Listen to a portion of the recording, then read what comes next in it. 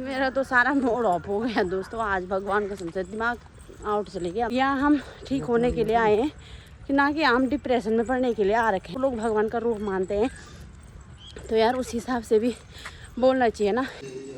तो भाई यहाँ देखो अभी हम एम्स के अंदर हैं।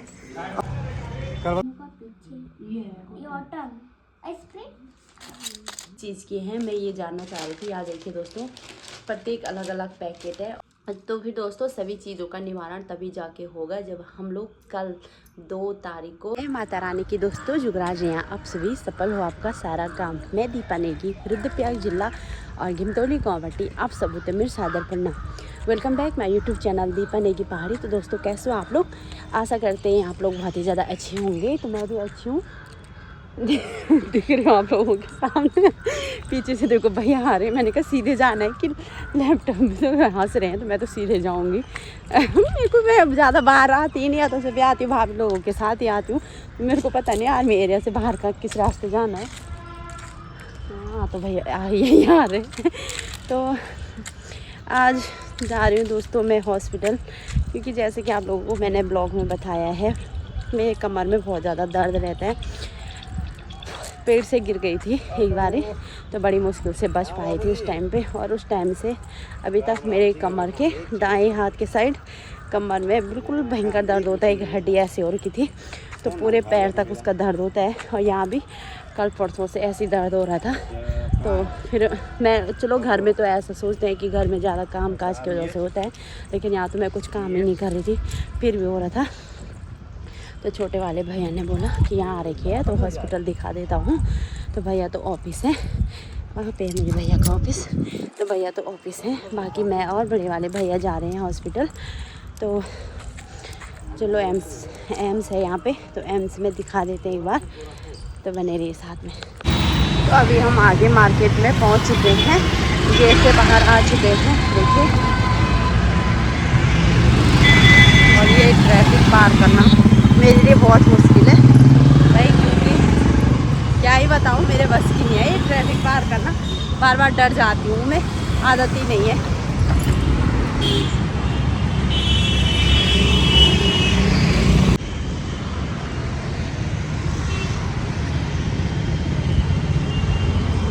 तो अभी हम एम्स के लिए निकल चुके हैं। यहाँ तो गेट ही पे हैं हम, इतने सारा गेट है यहाँ पे, न जाने कहाँ है। तो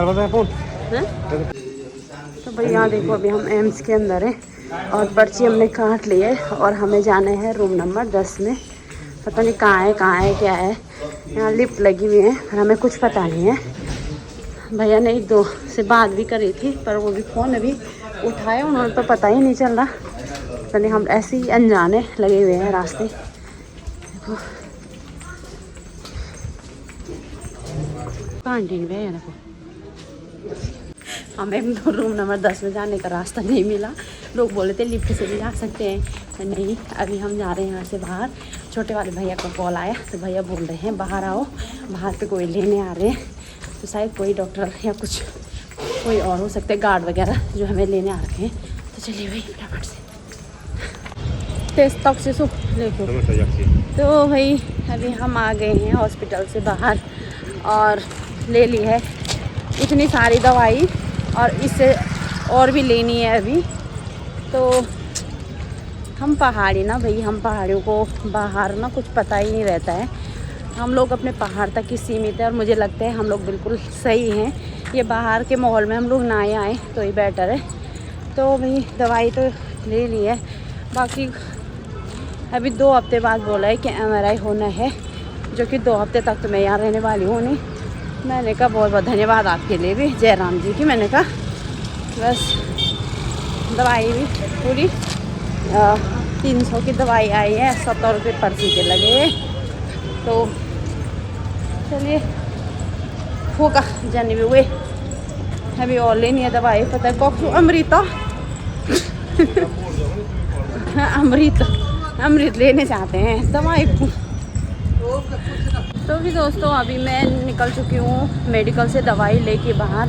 तो भाई इतनी परेशान होगी ना, इतना गुस्सा आ रहा मेरे को क्या ही बताऊँ सच में। मतलब कुछ जांच पड़ताल कुछ हुई ही नहीं, फिर MRI होना है वो पता नहीं कब होगा।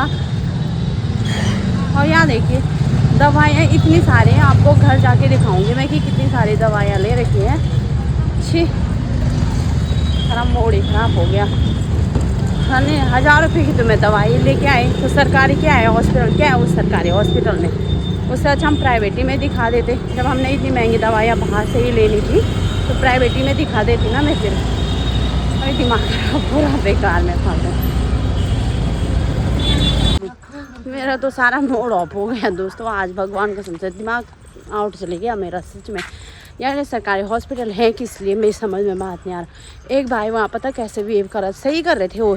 यार देखो उनके पैर में चोट थी, यानी उनका पैर टूट रखा था, व्हील चेयर उनके लिए चाहिए थी, तो व्हील चेयर में वो बैठे थे। दूर से पेशेंट भी वहाँ पे ऐसे ही खड़े थे, तो वो जो जवान वाला भाई था उसने उस बुज़ुर्ग को बोला ये तू ही बैठ, मैं ऐसे रह जाऊँगा। तो चिल्ला रहे थे वहाँ पर कि यहाँ हम ठीक होने के लिए आए हैं, कि ना कि हम डिप्रेशन में पढ़ने के लिए आ रखे हैं भाई। कि तुम एक मैडम है वहाँ पे, वहीं हॉस्पिटल में ही नर्स है, वहाँ की डॉक्टर है, नर्स जो भी है। मैंने उनको बोला मैम 10 नंबर रूम का है, मुझे नहीं पता, मैं कुछ नहीं जानती, और उससे पूछ बस। ये कौन सा बिहेव है यार, डॉक्टर को लोग भगवान का रूप मानते हैं, तो यार उस हिसाब से भी बोलना चाहिए ना। एक पेशेंट को चाहिए क्या होता है कि थोड़ा उससे एक मीठी अच्छी बातें कर लो तो ऐसे ही ठीक हो जाएगा यार, थोड़ा सा उसको भी अच्छा लगेगा। अब ऐसे बिहेव करेंगे तो कहाँ यार। यहाँ देखो हुआ क्या था मुझे, मतलब चलो कुछ एक्सरे वगैरह कर लेते, MRI कर लेते, तो मैं भी बोलती यार चलो। यहाँ देखो तो अभी आपको घर जाके खोल के दिखाऊंगी मैं क्या दिया है उन्होंने। और 550-600 की दवाई मैं बाहर से लाई, 250-300 की दवाई मैं अंदर ही से लेके आई हूँ।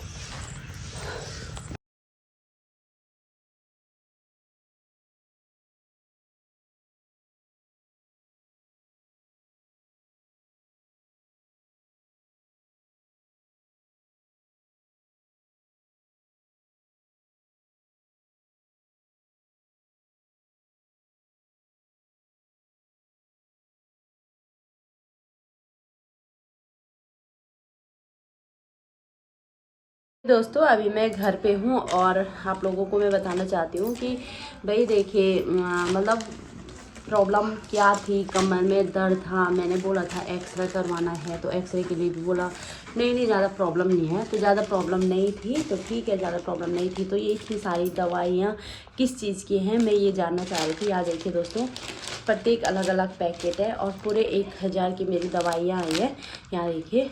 और यही नहीं बल्कि ये भी है, ये देखिए इतनी सारी दवाइयाँ आ रखी हैं। तो ये हमारे सरकारी हॉस्पिटलों की हालत, तो आप लोगों को मैं एक बार खोल के दिखा देती हूँ। चलो ये तो विटामिन है, ठीक है, यहाँ देखिए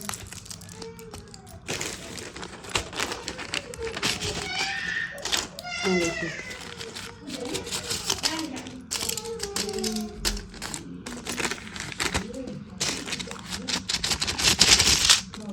मैं तो इन दवाइयों को देख के मतलब ज़्यादा बीमार हो जाऊंगी। ये देखिए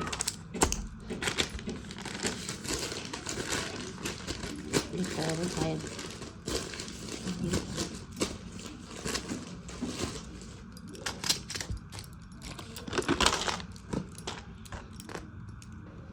ये देखिए ये है, इतनी सारी दवाइयाँ हैं। और प्रॉब्लम क्या है, कुछ नहीं, मतलब मेरे कमर में एक हड्डी मतलब ऐसे हो रखी है। जब मैं गिरी थी एक बार जंगल से, तब से ही मेरे इस पूरे पैर में और पूरे दर्द होता है। तो मैंने कहा था कि एक्सरे करवाती हूँ, अब बोले MRI करना पड़ेगा। तो MRI करने से पहले इतनी सारी दवाइयाँ खानी पड़ेंगी। यार मेरे को तो इतनी अफसोस हो रही है, इतनी सारी दवाइयाँ और प्रॉब्लम कुछ नहीं, और इतनी सारी दवाइयाँ खा लो, वो भी सरकारी हॉस्पिटल किस काम का है यार। देखिए एम्स का, मेरा एम्स में मैं जा रही थी, जो गोरखपुर एम्स है यहाँ मैं जा रही थी ये। तो भाई देखो मतलब सरकारी हॉस्पिटल बड़े एम्स में मैं पहुँचूँगी और एम्स में भी ये हाल है, तो और जगहों की क्या हाल होंगी। इतनी सारी दवाइयाँ, मतलब कुछ दवाइयाँ थोड़ी बहुत दवाइयाँ बाहर एम्स से हैं, बाकी सारी दवाइयाँ बाहर से ला रखी हैं। ये हाल है सरकारी हॉस्पिटलों के, तो क्या बता सकते हैं। तो फिर दोस्तों सभी चीज़ों का निवारण तभी जाके होगा जब हम लोग कल 2 तारीख को पहुंचेंगे देहरादून में जुलूस में। जो कि आप लोगों को पता होगा कि प्रेमचंद अग्रवाल ने हमारे पहाड़ियों को, हमारे गढ़वालियों को कितनी गंदी गाली दी है। और मतलब ऐसी उम्मीद नहीं थी कि हम लोगों को ऐसे गाली देंगे। और बड़े बड़े नेताओं के वीडियो आजकल बहुत ज़्यादा वायरल हो रहे हैं। भाई मैं इन नेताओं से ये कहना चाहूँगी कि आप लोग जब आगे मंच पे जाते हो तो आप लोगों को जब कुछ कहना नहीं आता तो आप लोग कहते क्यों कि सर्वे भवन्तु सर्वे सन्तु सर्वे, मतलब क्या है ये। अगर आपको ये मंत्र अच्छे से नहीं आता है तो आप मत बोलिए, क्या ज़रूरी है बोलना। लेकिन नहीं, आप लोगों को अपने पहाड़ियों की बेइज्जती करवानी होती है। मतलब हम, वो गलती उन लोगों की नहीं है, गलती हम लोगों की है कि हम किसी को भी आंख बंद करके नेता बना देते हैं। कि कभी हम लोग रिश्वत घूस खा के कोई दारू में बिक जाते हैं, पैसों में बिक जाते हैं। और ऐसे लोगों को हम नेता बना देते हैं कि जिन्हें कुछ ज्ञान नहीं है, कुछ पता नहीं है, जिन्हें सिर्फ पैसे खाने से मतलब रहता है।